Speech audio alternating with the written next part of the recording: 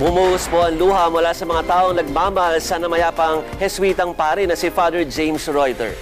Muli ring inalala ng kanyang mga nakasama ang lahat ng kanyang kabutihan at pagsusumikap na nakatatakda sa kanilang mga puso. Magbabalita si Lynn Olivario. Taimtim na nanalangin ng mga nagmamahal kay Father James Reuter sa Church of the Jesus sa Ateneo de Manila University sa misang pinangunahan ni Manila Archbishop Luis Antonio Cardinal Tagle. Ang kasamahang paring Jesuita na si Father Bienvenido Nebres nagbalik tanaw sa naging buhay ni Father Reuter sa Pilipinas.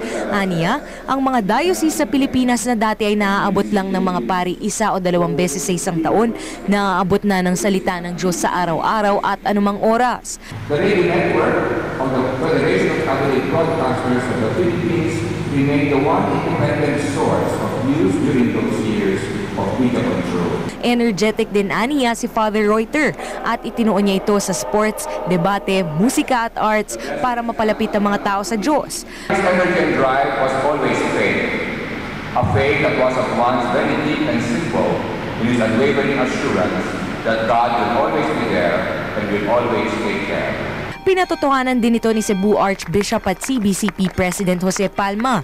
It is on my part a privilege to be able to at least, say goodbye to a great priest who has influenced the Philippines and the Philippine Church, in many wonderful ways, as I said, especially through media.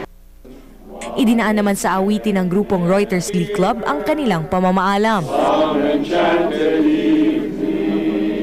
Lynn Olivario, News 5. Malaki ang naging kontribusyon ni Father James Reuter sa mga Katolikong Pilipino.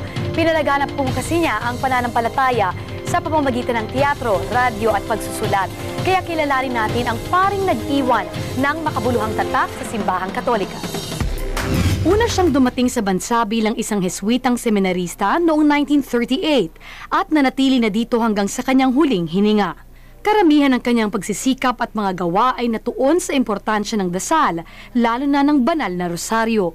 Nabigyan siya ng pagkilala ni Pope John Paul II noong 1981 sa kanyang outstanding service to the Catholic Church in the field of mass media.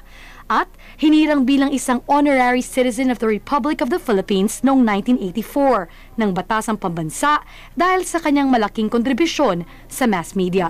Ilan sa kanyang mga programa sa telebisyon ay ang Family Rosary Crusade, kung saan nakasama niya ang tinaguriang Rosary Priest na si Servant of God, Father Patrick Peyton.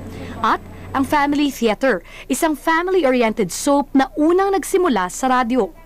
Siya rin ang naglunsad ng JESCOM or Jesuits Engaged in Social Communication sa Pilipinas, isang grupong naging aktibo sa pagtuturo ng ebanghelyo sa mga rural areas ng bansa at nagsilbing communications arm ng mga Jesuitang pari.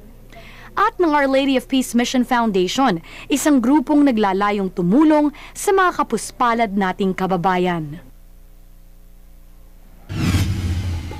Marami po ang nagluksa sa kanyang pagpanaw at hindi matatawaran ang kanyang naging tulong sa simbahan. At bagamat hindi isang Pilipino si Father Reuter, hindi po siya makakalimutan ng mga Pinoy dahil sa kanyang pagpapahalaga sa malalim na pananampalataya.